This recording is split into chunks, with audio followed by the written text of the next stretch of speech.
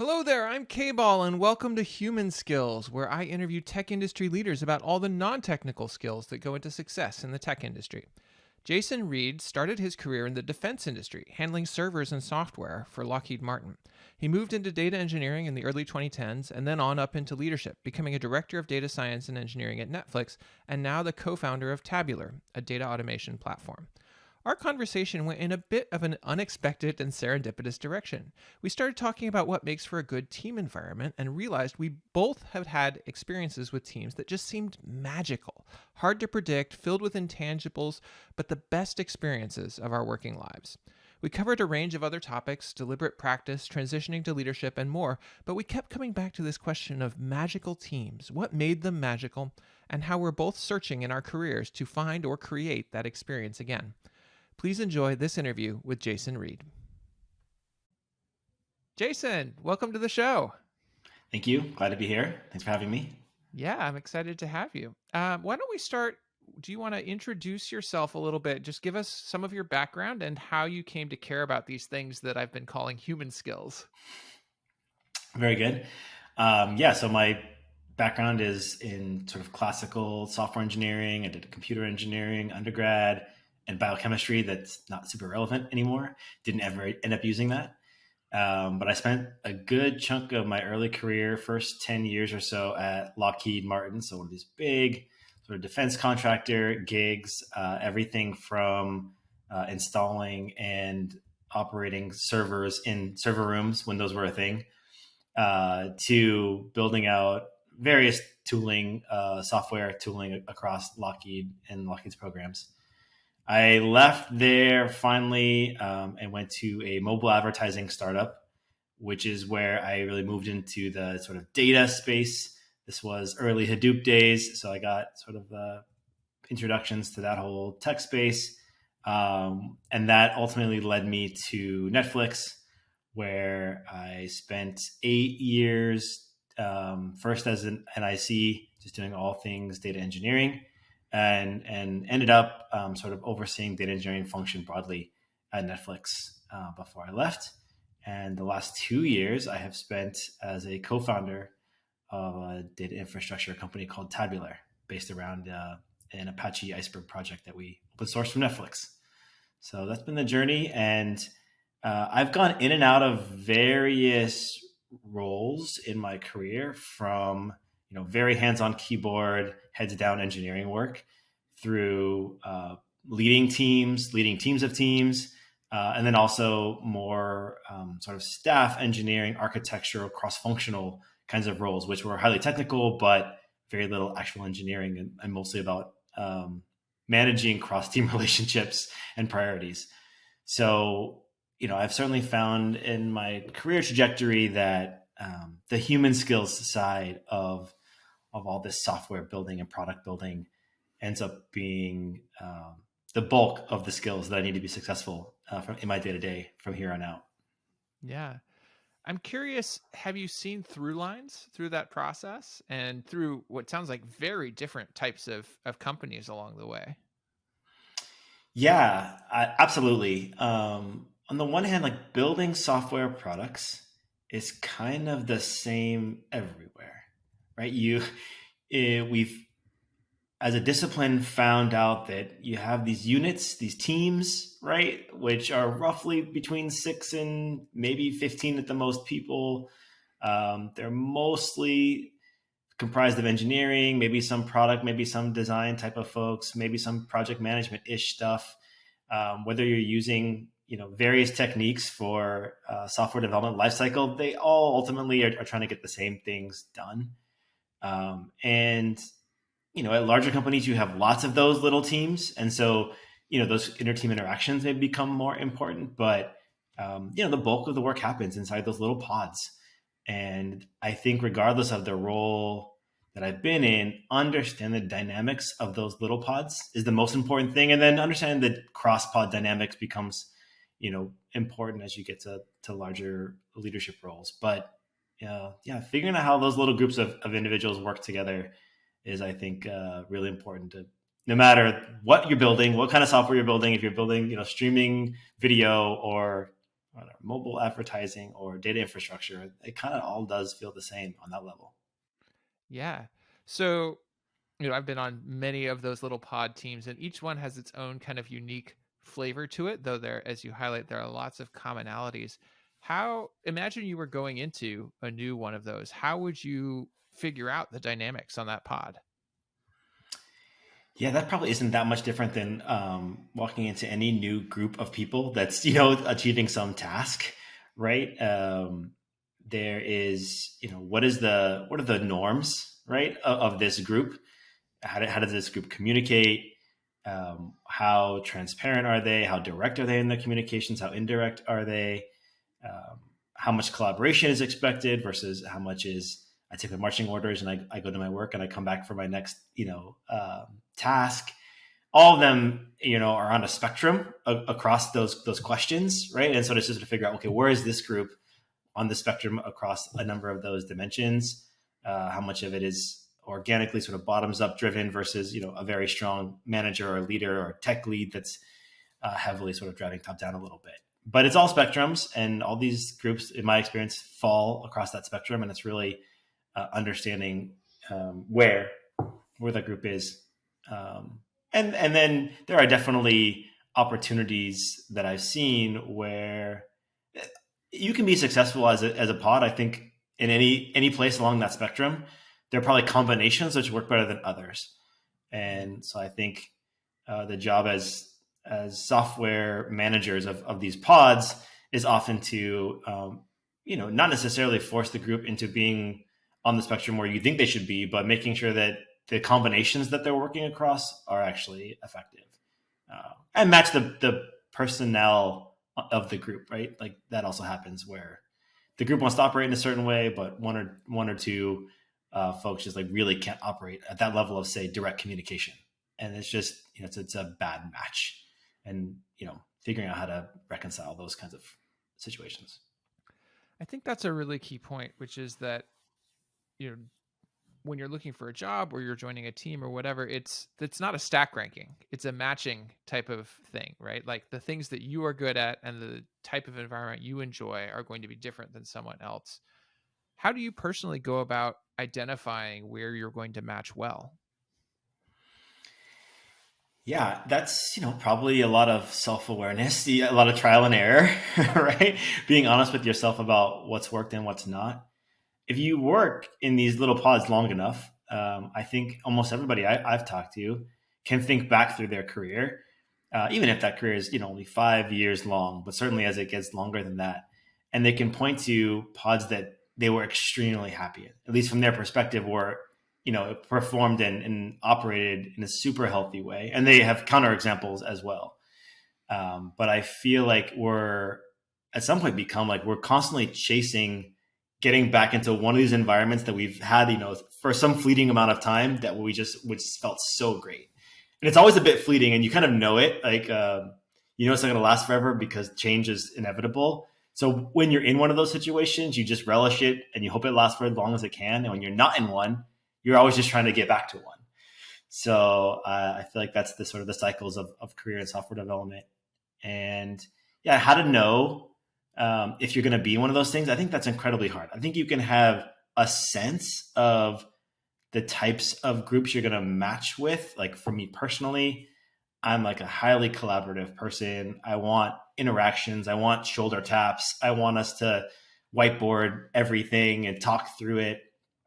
But not all groups want to work that way. I also want very direct communication. I want you to tell me when my work sucks, and I want to do the same for you in a very not that means you as a person are not great, just that this particular thing that you did wasn't as good as it could have been. So I know that about myself, and those things are definitely key ingredients to getting in these magical situations. Mm-hmm. But I think that I call them magical situations because there I think are these intangibles that are kind of impossible to know until you get in them. Like these group dynamics that happen that are really difficult to predict, and you only know it when you're there, kind of stuff. Yeah.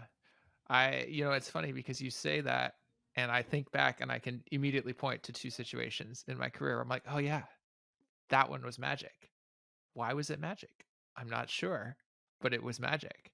That's right. Uh, Well, you're now in a position where you're trying to create that magic, right? You're building pods rather than joining pods. What are you doing to try to foster that type of cohesion? Yeah, probably not enough. If I'm being honest with myself, I think that's a full time job in and of itself. I also think it's, at least for me, more challenging in an all remote environment. So like our current world is an all remote company. We're all spread out. And as this person who wants to be highly collaborative and shoulder tap and whiteboard, like that stuff doesn't work super well in an all remote environment. So I think I definitely miss the in person dynamics quite a bit. And I think I'm still very much on a journey myself and with our current team on how to get back to some of those magical states in a remote world. Is it even possible? I don't know that I can yet point to an all remote team where I felt that sort of feeling of like, oh, this is magical. I mean, I think there's lots of great things I could point to about our current team and pods and how they operate. But to your point, you can think back, and sometimes there's something special about certain interactions, and it's not obvious what made them that special. Um, so in lieu of like, if I can't be a wizard, what are actual real tactical things I can do to at least help build pods that are successful in what they're trying to do in an all remote world? Certainly that is matching to your point earlier about matching company culture, right? What kind of culture do we set at this organization? Can we find other individuals who match and enhance and enrich that culture? And then you just get into the very nuanced conversations about matching versus also bringing new perspectives, right? Because you can be, I think, overly matched is also a thing. Like too homogeneous of a pod is also not the best outcome. If you think back on the ones that were great, they always had some amount of heterogeneity to them. Like they were people who came from different backgrounds, different perspectives. So that's part of the magical formula for sure. At the same time, there are people who clearly just don't fit, and that can be really toxic for a group. So, finding that balance, I think, is hard. But I think you certainly look for folks who you think are going to match on some of these dimensions. How do they communicate? How do they want to collaborate? Um, are they passionate about the work that they're doing? I think those things being matched on some of those attributes, I think, is really important as a starting point. Yeah. Do you have particular tactics or questions that you use to figure out if there's a match or not? Yeah, I think so. I've done a lot of interviewing in my career, so um, uh, thousands probably at this point. And so, yeah, I think I do have sets of questions. My interview style is definitely one that maybe much like yours, which has been great so far. Is tries to go with a flow of a conversation, Mm-hmm. tries to meet people where they are. So I think part of finding out if they're a match or getting them to get out of interview mode, right, when they're especially like if and just sort of talk to you a little bit, and it's much more natural about how they would actually interact with their colleagues and teammates in a work setting.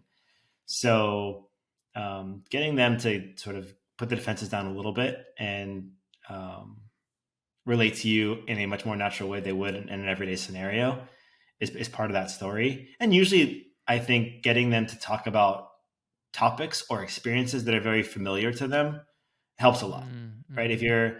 I get the need in interviews to maybe ask them about certain things that you expect them to know, and maybe things that are uncomfortable, right? And it's actually good to see what happens when they get questions that are uncomfortable to them. But I think you can find a lot out about somebody's propensity to match with the group, getting to talk about something they're very comfortable with, and they can be their most natural selves in those moments. Something that they feel, find an experience in their past that they're very proud of, very excited about, right? And that will sort of get them to be their most genuine selves as they explain that to you. Even if it's not super relevant to anything else, I think it's good to ask about those things. And I found people expose a lot of their true colors in those moments. I love that. I want to pull one of the threads that you mentioned there, which was around discomfort. And I think one of the things, certainly from my experience as a co-founder of a startup, and I suspect yours as well, is like discomfort is pervasive. But this shows up in any work environment, right? There are things that are comfortable, there are things that are uncomfortable. How do you in yourself deal with discomfort and those uncomfortable situations? How do you approach that? How do you get comfortable being uncomfortable? Practice, I think, right? At least for me, I have to force myself to be in uncomfortable situations. Um, yeah, sort of to get comfortable with being uncomfortable. And you can do that in all phases of life, right? All kinds of things are uncomfortable. So, but my sense is that anytime you go through it, it helps you the next time you're in a state of discomfort, however that may have arisen. So, having difficult conversations with employees. Well, if you have difficult conversations with your siblings, like that translates a little bit, right? So, um, I do think, in particular, when you're in a leadership position and you're dealing with people and emotions, uncomfort and discomfort are par for the course. This is not an area that I have excelled at. I don't believe I'm a conflict avoider for sure. I am a let's see how we can make everybody happy. Like how do I make the situation as palatable for everyone as possible, and compromise to no end. But that doesn't necessarily serve you well in all situations where you do need to have uncomfortable conversations and be honest and direct, and that can be hard, and it's certainly hard for me. So yeah, I try and put myself. I've had to force myself to do things that I find uncomfortable, not just in work settings, but outside of work settings, so that I can get experience elsewhere. Yeah. It's not something I enjoy for sure. Do you have activities that you use deliberately to practice that sense of discomfort? Yeah, so you can find things like from me, being in crowded spaces, or especially with people I maybe strangers, striking conversations with strangers is not something that is comfortable for me. So it can be as simple as at my kids, winter performance. Here I am with like all these other moms and dads are watching their kids perform, a bunch of people I don't know very well. That's a very uncomfortable situation for me, but I can force myself to strike a conversation with whoever's sitting next to me or behind me or whatever. And just that is something I wouldn't normally do. And I have to force myself to engage in that conversation. And it is uncomfortable, but it's good practice. And it's a very like low risk environment to get some practice about being uncomfortable. Um, other things, I'm trying to think of other good examples. I do have a number of occasions with family members, where I have to do uncomfortable conversations, whether that's like with the grandparents because there's conflict about parenting styles, or with siblings over which holidays we're all showing up at. Like those are not fun conversations that I normally would have tried to avoid any way possible. And I have to sort of, my inner dialogue has to be, just go handle this. The sooner you handle this, A, then it'll be done and it's sort of out of your brain, which is healthy. And B, you'll have gained some experience on how to have uncomfortable conversations. So I think there's, for the most part, everybody has their things that they're uncomfortable with. You got to find them, and then you have to sort of, I think, seek them out, which you otherwise would probably avoid, and just to get the practice. That's at least for me. Yeah. No, that's great. And that type of deliberate practice, I think, is something that we could all use more of. Are there other skills that you deliberately look for opportunities to practice outside of work, but that you then bring back into the workplace? Yeah, I think so. In particular, um, being able to try and see a situation from as many perspectives as possible in the most objective way possible. Mm-hmm. Um, I think that there's many opportunities to do that inside and outside of work, and that can be super helpful.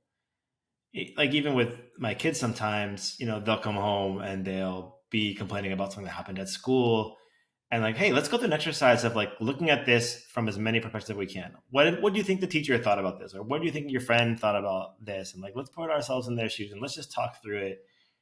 Maybe that's also hopefully good for them as young people to learn to do that. But I think it's also just a good exercise for me. Like, let's practice that. Like, what would that look and feel like? Let's talk through it.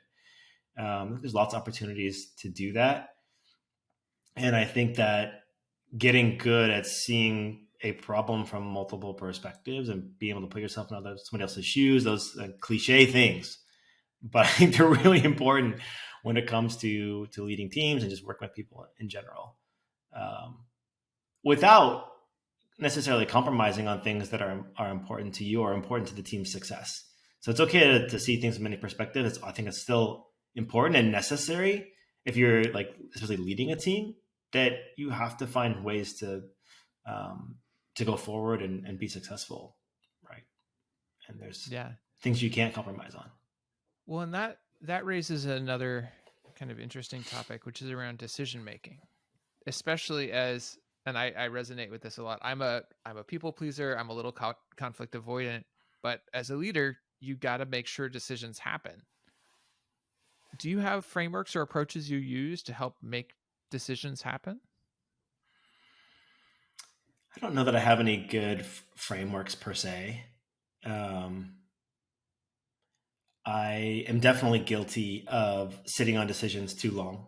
So part of it is just self-awareness. If you know that's like, I'm always going to be biased towards overly compromising, letting a decision linger too long, right? I know that's my natural inclination. I'm going to be fighting against.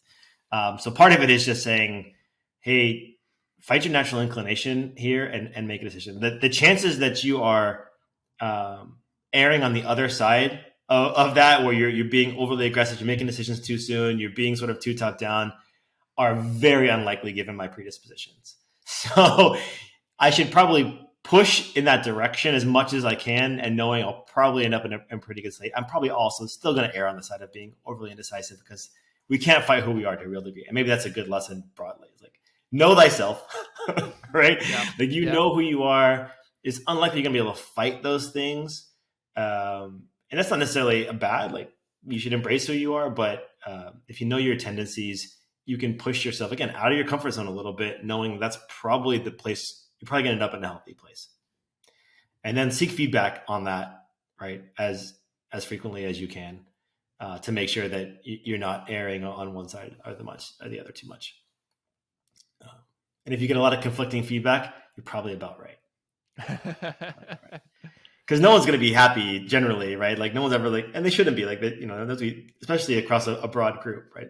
Everything's compromises. But if you're hearing sort of diversifying or opposing opinions on things, that probably means you're roughly in the right spot. Yeah, I like that. So let's move to another topic, which is around that transition point between being an individual contributor and moving into leadership. And it sounds like for you that happened mostly at Netflix. You were starting with data and then moving into overseeing data engineers in this whole process. If you put yourself back in that, like, what are the lessons that you wish you had known going into that transition?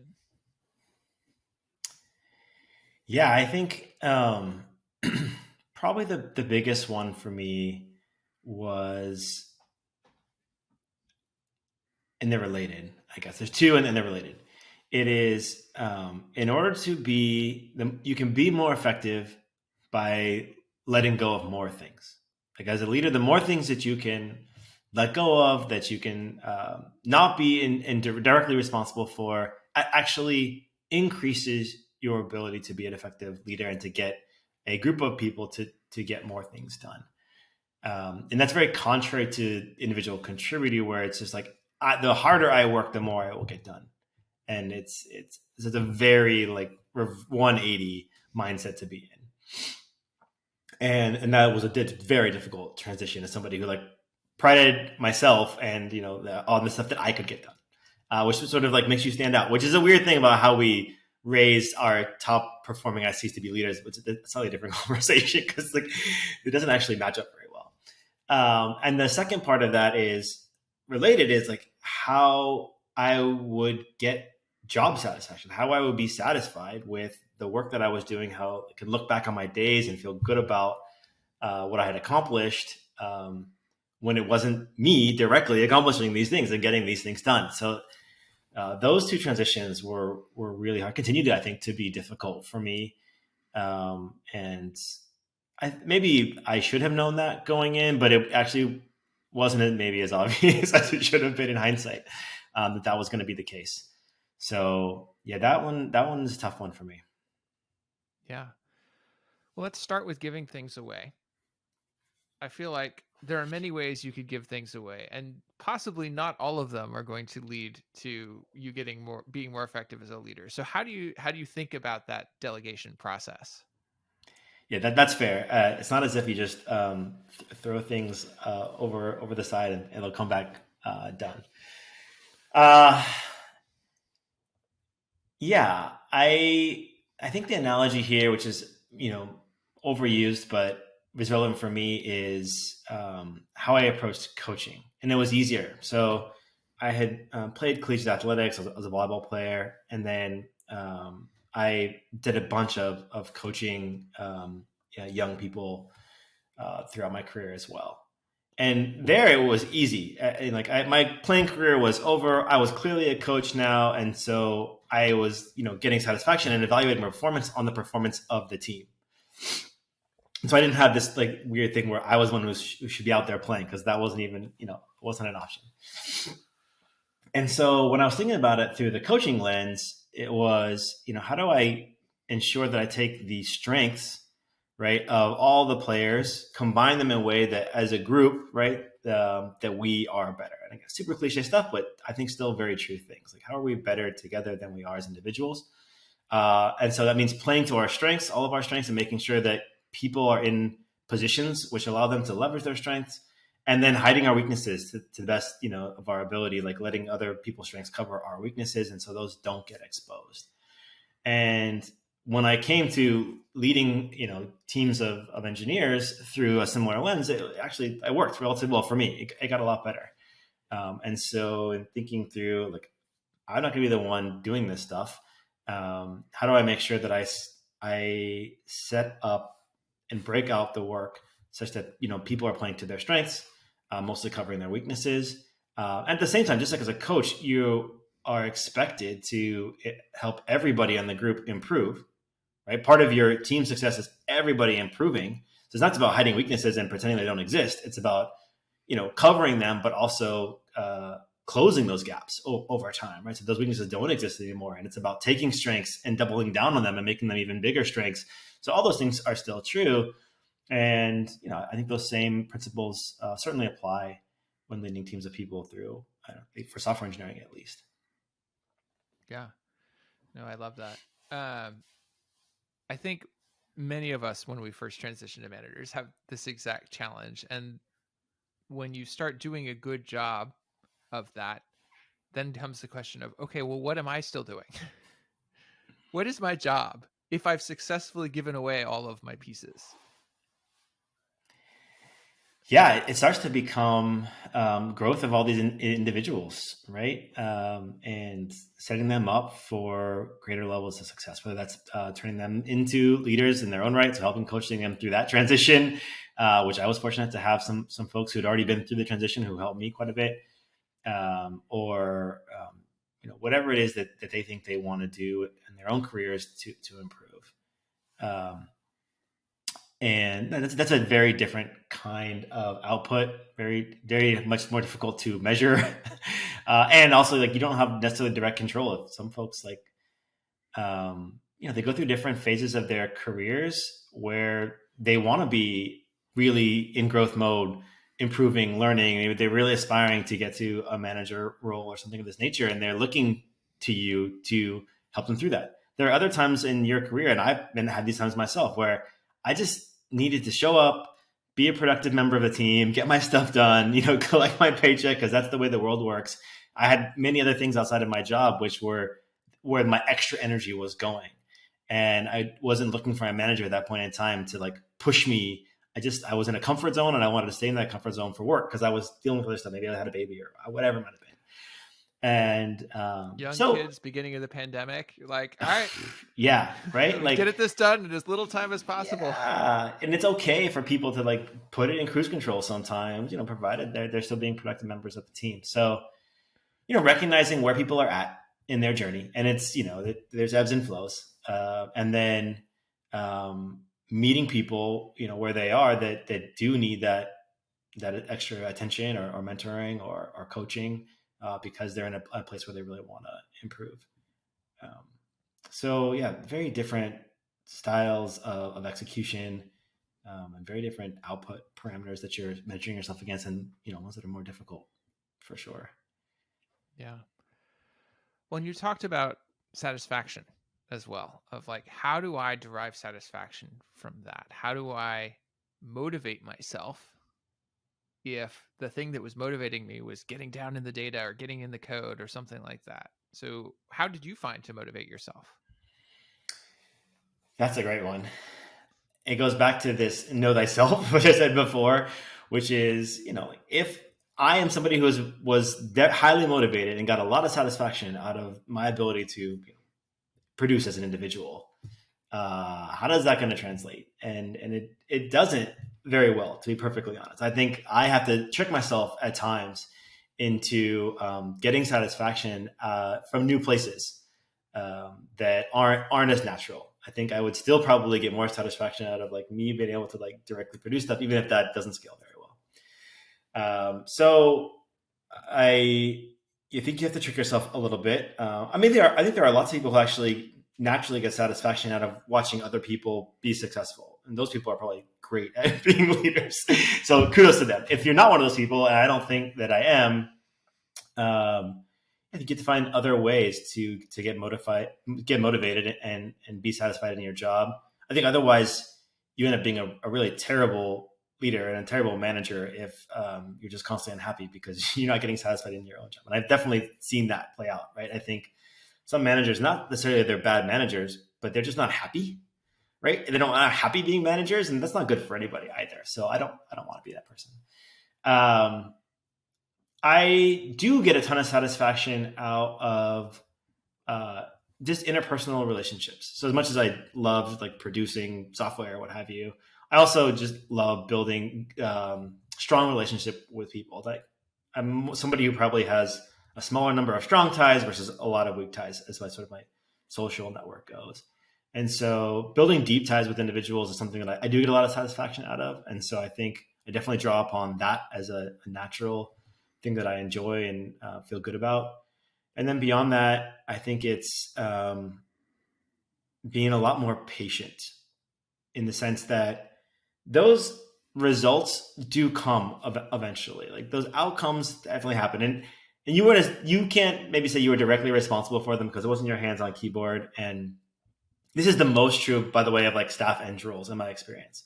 When I had like that kind of like staff eng architectural role, well, I was just a glue person and I was really just facilitating conversations. I would be seeding stuff that took years to actually like, to come to fruition at a place like Netflix, that's that big. And so I had to learn to be incredibly patient. And it's hard, like, and it's 18 months, 24 months after you first germinated something before it actually comes into fruition. And, 9 months ago, it had its own momentum and you stopped needing to be that involved. And so you've had moved on to the next things. When it finally lands, it can be very difficult to be like, yay, like that was so long ago. And I was like so distantly involved. But also recognize that it probably would have never happened if I wouldn't at least like made the connections initially. And so you try and take some solace in that, but it's hard. It's one of the reasons that maybe one of the reasons I continue to shift gears in my career is I reach a point where I'm not feeling satisfied in a particular role, and I have to go, make a change to find something that is more satisfying. I think maybe that's another trick is if you're not feeling satisfied for whatever reason, try something else. Yeah. Try something else.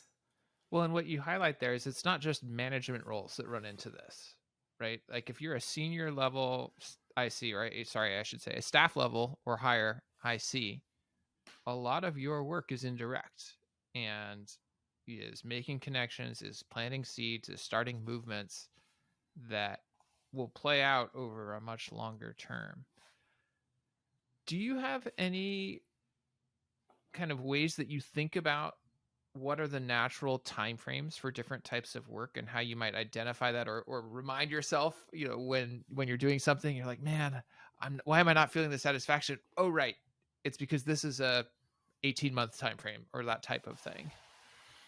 Yeah, absolutely. I think you have to be honest with yourself about, realistic time horizons for things. And if you get to that level in your career, you probably have enough experience to know like this is not going to be a quick win.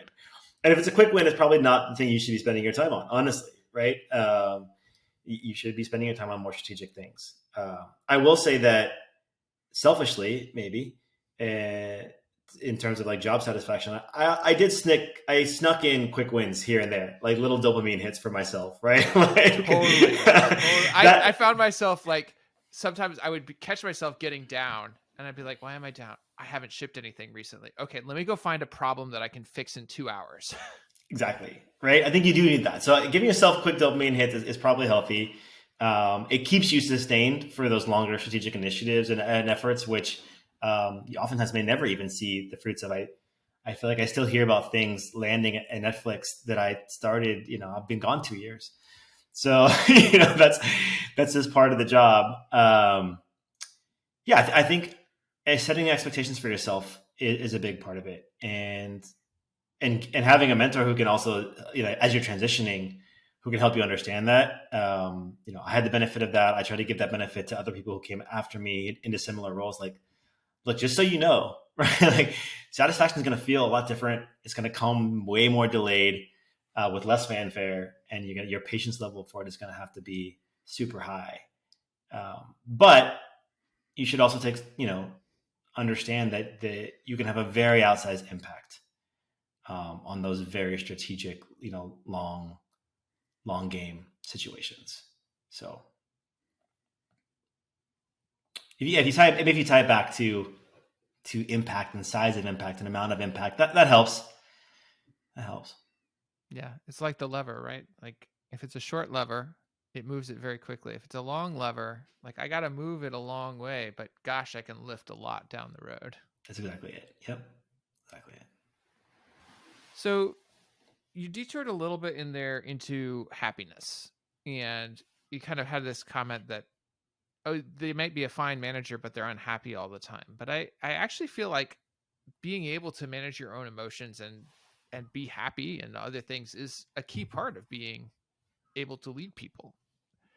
Do you have approaches that you use for like internal emotion management?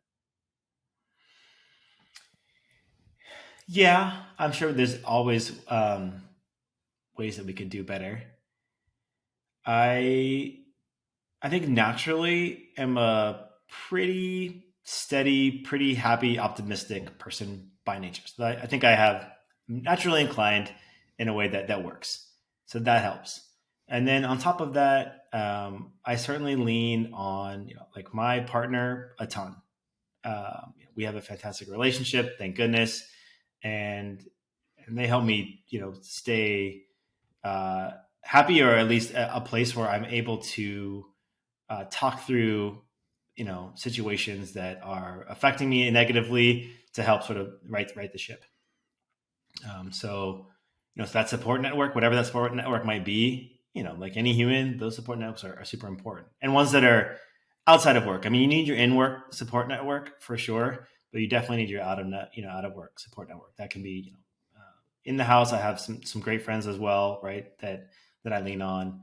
I think taking mental breaks is a really big part of that story. I've been pretty good, I think, in my career about giving myself breaks from work. I probably average 6 at least, maybe weeks, a year, maybe more than that, out of work. And regardless if I was in IC or high level like leadership roles, but I think maybe people expect that you can't take as much time when you're in these bigger roles. And I really combat that. I disagree with that completely. And maybe it's the reverse. You got to take more time. And that's good. And at a place like Netflix in particular, where there's unlimited vacation policy, and whether that's draconian or not, I don't know. I think it is what you make of it. I tried to use that to help keep my mental state healthy, and I got a lot of support from everybody, at Netflix. And we do the same thing at Tabular. We don't have like a fixed policy. It's like, please take what you need to be, healthy and effective. And I try to model that for the rest of the company by taking time when I need it, and I do need it, absolutely. Yeah. Yeah, the trick with those unlimited vacation, as you highlight, is that it really depends on the culture. Like, are they expecting you to actually take it, or is that just keeping vacation off the books? And if you take too much of it, you're looked at askance. I think the best approach I saw to that was a place that had unlimited vacation, but they had a minimum amount. Yeah. They said, well, you got to at least take, I don't know what it was, like 3 weeks a year. If you're not doing that, you're not God, meeting the bar. at least. I like that. We've talked about an implementing minimum at Tabular, and I'm all for it. I'd like to see like a minimum 4 weeks minimum. Yeah. Yeah. Because we're not machines. And and it comes back to, like, sometimes you'll be grinding on a problem for days or weeks, and the solution comes when you go and take a hike. Absolutely. Yeah. My wife and we've known each other for a long time. We met in college, and this was even true when I was working on like college projects. And she would say, the answer always comes to you when you get up from your seat and you get away from your keyboard. That's when the answer always comes. That hasn't changed in 20 years of us being together. And so she sees me struggling. She's like, would you just get up and go walk outside? Because that's going to be your solve. And she's always right. So yeah, I agree. It's when you walk away. And there's all this research coming out recently, which maybe shouldn't surprise anybody, that I guess maybe now, especially in the era of mobile phones, we're constantly plugged into things. It's when we can actually give our brains a break, like just not have inputs. That's when the best stuff comes. That is when all the good stuff happens. And I had to force myself to do that in my roles at Netflix, because it's easy for the calendar to fill up and for your days to be completely full. I especially have to force myself to take that time now as a founder, because your days can absolutely be full and you think you're doing all the right things. But it's sort of missing the forest for the trees a bit if you don't give yourself the time to step back and be creative and think strategically, because those things matter a lot more long term. Yeah. How do you do it? I block the calendar. That's like the only way, right? The calendar drives everything. It was true at Netflix, is true now, and so I found, for at least for what works for me, is just I block the calendar. These are untouchable times. Untouchable times. And it might I might go on a walk. I might catch up with a friend and have lunch. Whatever it might be. It takes different forms. That time takes different forms. I'm not a super routine person by nature. So like I don't follow the same patterns all the time. Very fluid, but I do know that if I don't block time, I'll never take it. And so I force that block to at least do something. But it takes different shapes and forms. Yeah. I think it's interesting because we have this drive. Oh, we've got to be so efficient. We got to use all our time the right way. But unlocking our most creative selves comes from not being efficient at all. Yeah. Super counterintuitive. I agree. It's hard, but I have found it's super important. I probably need to do more of it. If I really sat down and was honest with myself, I should probably be doing more than I am. But you have to, again, you're fighting your nature or fighting intuition a bit. I noticed we're getting close to the end of our time together, which is surprising. It feels like it's kind of flown by. Are there any topics that we haven't talked about that you want to make sure that we have time to discuss? I don't know. I'm glad we got into this conversation a bit about what makes these certain team interactions really amazing. And I've read a bunch of the books and management books and team, and there's lots of good tidbits in there, but nothing that I've ever been able to pattern map to say, oh yeah, that's the thing. If I take that nugget and I apply it historically, that was the big unlock for why that happened. And this is true, like whether it was professional teams or athletic teams, all of it has this magical quality to it. And yeah, I don't know what actually, if we ever could figure it out, probably we'd be best-selling authors or something. But um, it's really fun, and I think maybe part of the fun of it is the search for it, right? It's sort of like this, Mm, you get to go on this hunt and journey in your career, and every once in a while you find it, and it's magical, and you lose it again, and you just go searching for it again. So maybe it's meant to be that way. It's a bit of this yeah. treasure hunt that we're always on, and um, yeah, I think some folks maybe haven't experienced that, or think they try and need to force their current situation to be that. Um, I think I at some point learned that sometimes change is the only way forward. Like, just don't continue to force this if it's not working. It's okay. Like, Yeah. it always seems in the moment like that change is going to be really detrimental on one vector or another, and that never tends to turn out to be the case. Like, yeah, maybe some things were better, some things were worse.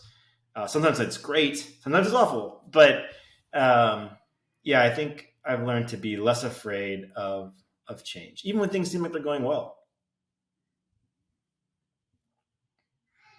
Humans are like really adaptable, I guess, more than we think. More than we think.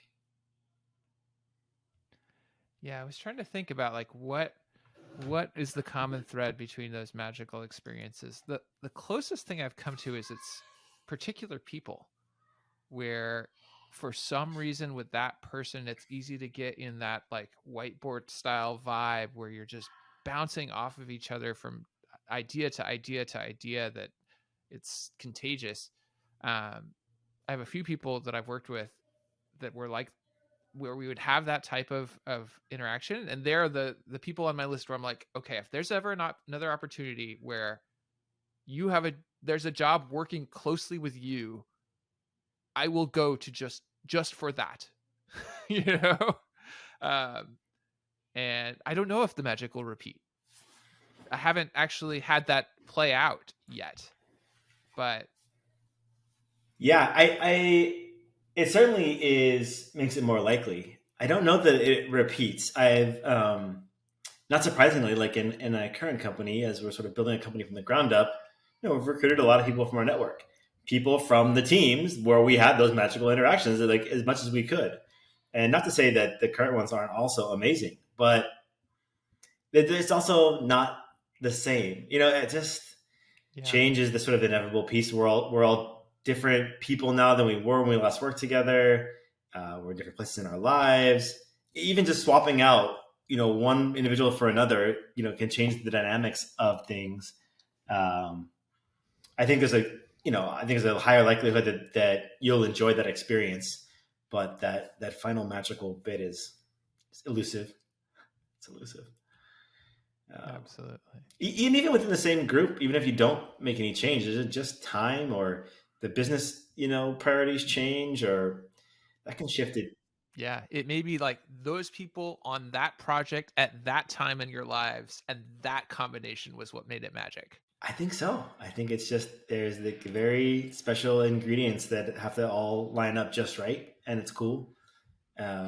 But it's hard to. I don't think, and maybe that's it. You just can't force it to happen. It's one of these things that just you appreciate when it does. All right, that's it for this Human Skills interview. If you enjoyed it, please consider liking this video and subscribing to this channel. You can also subscribe to the Human Skills newsletter, which there's a link to right down below, to get notified of interviews like this as they come out. Take care, y'all. This is K-Ball signing out.